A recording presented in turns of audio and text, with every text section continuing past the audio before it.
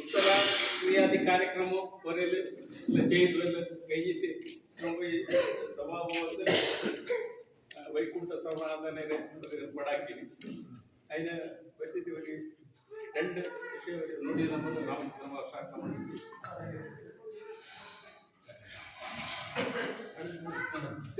ಇದು ಸಿದ್ದರಾಮಯ್ಯ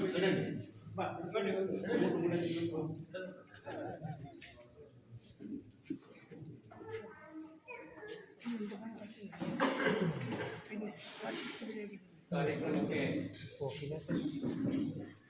ಆಗಮಿಸಿರತಕ್ಕಂತಹ ಮೃತರ ಬಂಧುಗಳೇ ಮತ್ತು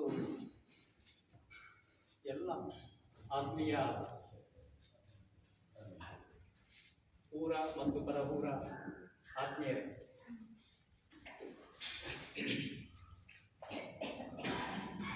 ಶ್ರೀ ದಿವಂಗತ ಮಾಲಿಕ ಮಣಿಯಾಣಿ ಕಣಿಮರಡ್ ಮತ್ತು ಶ್ರೀಮತಿ ದಿವಂಗತ ಶ್ರೀದೇವಿ ಅವರ ದಂಪತಿಗಳ ಮಗ ಕಣಿಮರಡ್ಕ ಕುഞ്ഞിಕೃಷ್ಣ ಮಣಿಯಾಣಿ ಇವತ್ತಿಗೆ ಅವರು ವಿವಾದಿತರಾಗಿ 12 ದಿನಗಳಾಗಿದೆ. ನಿಮಗೆ ಗೊತ್ತು, ನಾವೆಲ್ಲ ಮನುಷ್ಯರಾಗಿ ಹುಟ್ಟಿ ಈ ಭೂಮಿಗೆ ಬಂದಿದ್ದೇವೆ. ಹುಟ್ಟಿದ ಮೇಲೆ ನಮಗೆ ಒಂದಲ್ಲ ಒಂದು ದಿನ ಸಾವು ಬಂದೇ ಬರ್ತದೆ. ಆದರೆ ಈ ರಹಸ್ಯ ನಾವು ಜೀವಿಸಿರುವಾಗ ನಮಗೆ ತಿಳಿದಿರುವುದಿಲ್ಲ. ಈ ಸಾವು ಮತ್ತು ನಮ್ಮ ಹುಟ್ಟು, ಇದರ ಮಧ್ಯೆ ಒಂದಿಷ್ಟು ಸಮಯ ನಾವು ಬದುಕಿ ಬಾಳುತ್ತೇವೆ. ಈ ಅವಧಿಯಲ್ಲಿ ಹುಟ್ಟಿನಿಂದ ಸಾವಿನವರೆಗೆ ಇರತಕ್ಕಂತಹ ಈ ಅವಧಿಯಲ್ಲಿ ನಾವೇನು ಮಾಡ್ತೇವೆ, ನಾವು ನಮ್ಮ ಮಕ್ಕಳನ್ನು ಹೇಗೆ ನೋಡಿಕೊಳ್ತೇವೆ, ನಾವು ನಮ್ಮ ಬಂಧುಗಳಲ್ಲಿ ಹೇಗಿರ್ತೇವೆ, ನಾವು ನಮ್ಮ ನೆರೆಕರೆಯವರಲ್ಲಿ ಹೇಗಿರ್ತೇವೆ ಎಂಬುದರ ಮೇಲೆ ಅವನು ತೀರಿಕೊಂಡಾಗ ಅವರ ಬಗ್ಗೆ ನಾವು ಮಾತಾಡಿಕೊಳ್ತೇವೆ. ಅವರು ಏನು ಮಾಡಿದ್ದಾರೆ, ಹೇಗಿರ್ತಾರೆ, ಹೇಗೆ ಅವರ ಕರ್ತವ್ಯವನ್ನು ಮಾಡಿದ್ದಾರೆ ಎಂಬುದನ್ನು ನಾವು ಮಾತಾಡಿಕೊಡ್ತಾ ಇರ್ತೇವೆ. ಕುഞ്ഞിಕೃಷ್ಣ ಮಣಿಯಾಣಿಯವರು ಕಡು ಬಡವರಾಗಿ ಹುಟ್ಟಿದವರು. ಅವರ ತಂದೆ ಒಬ್ಬರು ವಿಷ್ಣುಮೂರ್ತಿ ದೈವದ ಏನೋ ಪೂಜಾರಿಯಾಗಿದ್ದರು.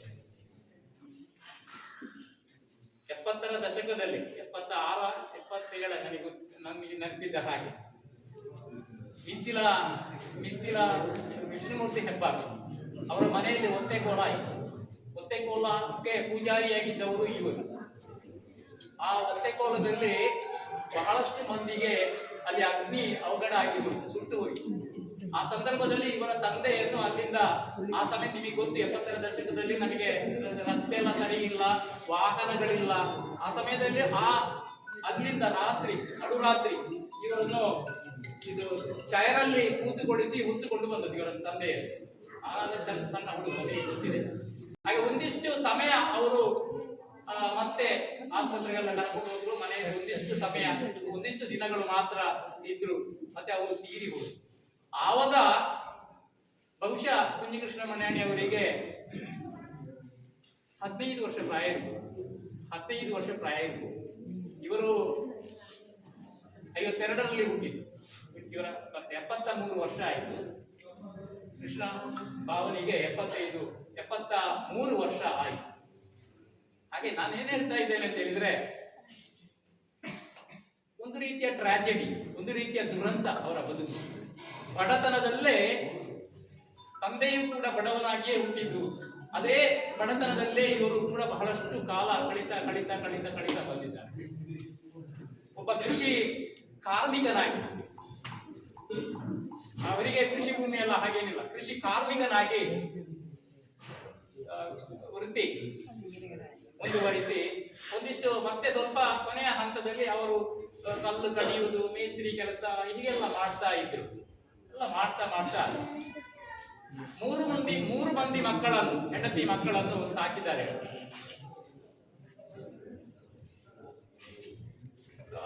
ಶಾರದಾ ದೊಡ್ಡವಳು ಶಾಂತ ಅಂತ ಹೇಳಿದ್ರು. ಅವಳು ಸ್ವಲ್ಪ ಸಮಯದಲ್ಲೇ ಅವಳು ನಮ್ಮನ್ನು ಬಿಟ್ಟು ಅಗಲಿದ್ದಾಳೆ. ಮತ್ತೆ ಇಬ್ಬರು ಮಕ್ಕಳಿರುವುದಿಲ್ಲ. ಒಬ್ಬಳು ಶಾರದಾ, ಮತ್ತೊಬ್ಬ ಸೀತಾರಾಮ ಪೋಸ್ಟ್ ಮ್ಯಾನ್ ಆಗಿ ಕೆಲಸ ಮಾಡ್ತಾ ಇದ್ದಾನೆ. ಇದೀಗ ಪರ್ಮನೆಂಟ್ ಕೆಲಸ ಆಗಿದೆ ಸೀತಾರಾಮನಿಗೆ. ಹಾಗೆ ಅವನ ಮಡದಿ ಸಾವಿತ್ರಿ ಗ್ರಂಥಪಾಲಕಿಯಾಗಿ ಒಳ್ಳೆ ಹೆಸರು ಮಾಡಿದ್ದಾಳೆ. ಹಾಗೆ ಶಾರದಾ ಮತ್ತು ಅವಳ ಗಂಡ ಅವರು ನೀರ್ಚಾಲಿನಲ್ಲಿ ಇರುವಂಥದ್ದು. ನಮ್ಮ ಅಕ್ಕನನ್ನು ಮದುವೆ ಆದದ್ದು. ನಮ್ಮ ಅಕ್ಕ ದೊಡ್ಡಮ್ಮನ ಮಗಳನ್ನು ಇವರಿಗೆ ಕೃಷ್ಣ ಭಗವಾನ್ ಮದುವೆ ಆದ. ಹಾಗೆ ಈ ರೀತಿಯಲ್ಲಿ ಅವರು ನಡ್ಕೊಂಡು ಬಂದದ್ದು. ಬಹಳ ಬಡತನದಲ್ಲಿ ಬಂದವರು. ಇತ್ತೀಚಿನ ದಿನಗಳಲ್ಲಿ ಅವರು ಒಂದಿಷ್ಟು ಸಂತೋಷದಲ್ಲೇ ಇದ್ರು. ಮಗನಿಗೆ ಕೆಲಸ ಆಗಿದೆ, ಪರ್ಮನೆಂಟ್ ಕೆಲಸ ಆಗಿದೆ, ಸೊಸೆಗೆ ಒಳ್ಳೆ ಕೆಲಸ ಇದೆ ಅಂತೆಲ್ಲ ಹೇಳಿಕೊಂಡು ಬಹಳಷ್ಟು ಒಳ್ಳೆ ಚಂದ ಈಗ ಸ್ವಲ್ಪ ಸಮಯದಿಂದ ಈಚೆಗೆ ಅವರು ಖುಷಿಯಲ್ಲಿ ಇದ್ರು. ಮಾತ್ರ ಅಲ್ಲ, ಒಳ್ಳೆ ಒಂದು ಮನೆಯನ್ನು ಕೂಡ ಅವರು ಕಟ್ಟುತ್ತಾ ಇದ್ದಾರೆ. ಈಗ ದೊಡ್ಡ ಒಂದು ಮನೆಯನ್ನು ಕಟ್ಟುತ್ತಾ ಇದ್ದಾರೆ. ಅರ್ಧದಷ್ಟು ಕೆಲಸ ಆಗಿದೆ. ಅದರ ಸುತ್ತಮುತ್ತ ಎಲ್ಲ ಆಗ ಅವರು ರಾತ್ರಿ ಇಲ್ಲ, ಹಗಲು ಇಲ್ಲ, ಯಾವ ಸಮಯದಲ್ಲಿ ಅಲ್ಲೆಲ್ಲ ಕೆಲಸ ಮಾಡ್ತಾ ಇರ್ತಾರೆ. ನಾನು ಆಚೀಚೆ ಹೋಗುವಾಗ ರಸ್ತೆ ಬದಿಯಲ್ಲಿ ಈಗ ದನಗಳೆಲ್ಲ ಯಾರು ಗುಡ್ಡೆಗೆ ಬಿಡ್ಲಿಕ್ಕಿಲ್ಲ. ರಸ್ತೆ ಬದಿಯಲ್ಲಿ ಹುಲ್ಲೆಲ್ಲ ಇರ್ತಾರೆ, ದನಗಳನ್ನೆಲ್ಲ ಸಾಕ್ತಾ ಇದ್ದಾರೆ, ಹುಲ್ಲೆಲ್ಲ ಕರೀತಾ ಇರ್ತಾರೆ. ನಾನೊಮ್ಮೆ ಅಲ್ಲೇ ನಿಲ್ಲಿಸಿದಾಗ ನನ್ನಲ್ಲಿ ಅವರು ಬಹಳಷ್ಟು ಹೊತ್ತು ಎಲ್ಲ ವಿಚಾರಗಳನ್ನು ಕೂಡ ಮಾಡಿ, ಆಯ್ತು ನೀನು ಹೋಗು ಅಂತೇಳಿ ನನ್ನನ್ನು ಬಿಡುವುದಿಲ್ಲ. ಹಾಗೆ ನಮ್ಮ ದೊಡ್ಡ ಭಾವ.